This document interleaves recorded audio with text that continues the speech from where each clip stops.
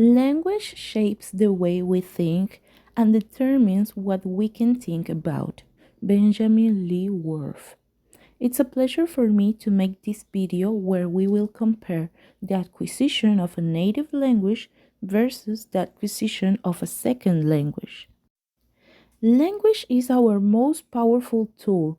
It connects us, shapes our identity, and opens doors to new worlds. But how we acquire that language makes a world of difference, whether as a native speaker or a second language learner.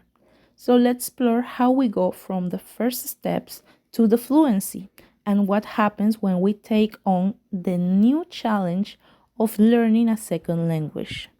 The native language acquisition begins in the womb. By the third trimester, babies recognize the rhythm of their mother's voice.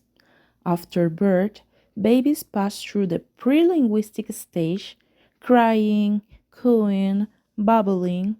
By the first age, many say their first word. By the third age, they are forming the full sentences. Imagine a toddler saying milk and pointing. This is how the meaning meets the sound naturally. Learning a second language is different. It often happens later through conscious effort, instructions, and translations.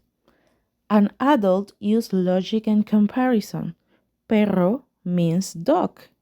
Children acquiring a second language early can achieve the native language, but past a certain age, most learners retain an accent or grammatical differences. Now, let's point some key differences. The native acquisition is implicit, instinctual, and effortless, but the second language acquisition is explicit, rule-based, and often challenging. The critical period hypothesis suggests the brain is most plastic for language before puberty. Let's bring an example for it. A 5-year-old immigrant might speak like a native in months, while their parents may struggle for years.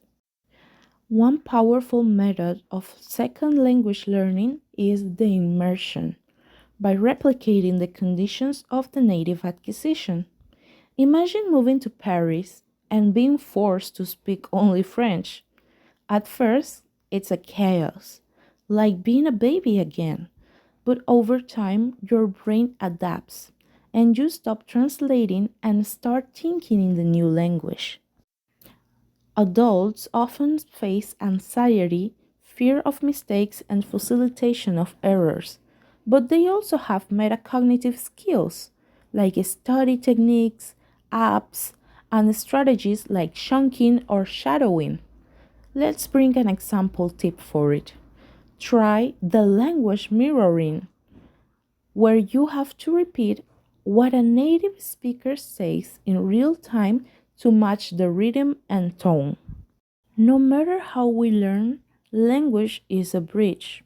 Whether you're learning your mother tongue or a second language later in life, both are journeys of connection and identity.